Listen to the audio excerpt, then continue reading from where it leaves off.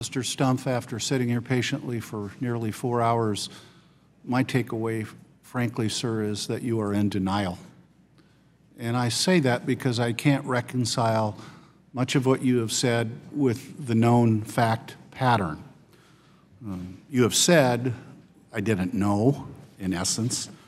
You've said a very small percentage of our dedicated workforce was actually engaged in this behavior. You've said you're sorry. In fact, you're very sorry. And you've said we're going to fix it. But the facts are that 5,300 of your employees were fired for inappropriate behavior. And they were fired because they, in effect, misappropriated millions of dollars in fees without the agreement of your customers, an act which you yourself agreed with Congressman Duffy constituted stealing. And all of this and the publicity surrounding it led to a $25 billion reduction in the market capitalization of your company. I cannot reconcile what you said with those facts and conclude, and I can therefore only conclude that you are in denial. Some here, several, have said you should resign. Frankly, I don't personally see how you survive. I don't know this, but I too have been on a board of directors, and it's virtually inconceivable to me that your board of directors would see fit to claw back $41 million in bonus and incentive pay without also concluding you're no longer the correct person to lead this organization. But the truth is, it's not your survival that I am concerned about.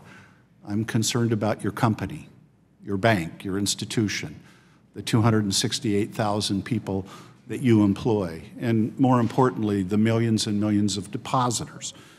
I'm more concerned about the trust level in Wells Fargo and in the financial sector, banks and credit unions, because it is, in fact, vital in the heartbeat of a market-based and capitalist economy.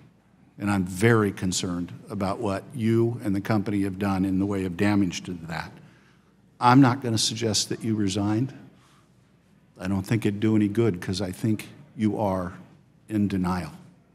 But I am going to remind you of some things that you have said. I know right from wrong. I try to lead with courage. I'm going to make it right. You also said that you feel privileged to lead Wells Fargo. Correct. And on that, sir, I'm going to take you at your word. And so my hope, my request, and this is not a question. In fact, I would suggest that it's beyond a hope, it's a prayer. That in the quiet and solitude of your home and in discussions with your family, you ask yourself, what's in the best interest of Wells Fargo?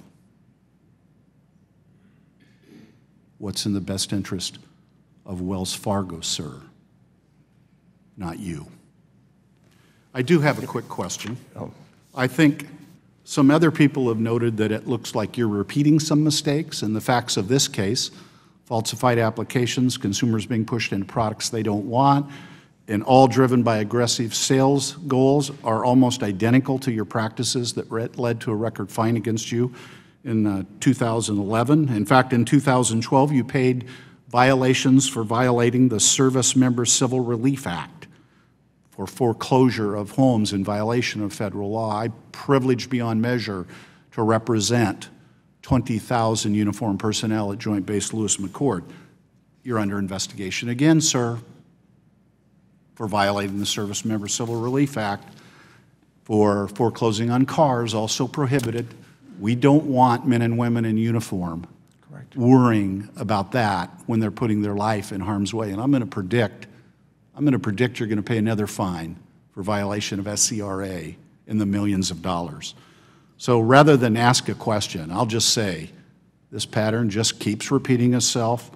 You pay a fine, you promise to fix it, and then lo and behold, a few years later, we're back at it, the same thing again. And with that, Mr. Chair, I would like to yield the balance of my time to the ranking member from California. Thank you very much, Mr. Hecht, for yielding this time to me. As you know, as a ranking member, I have the responsibility for some kind of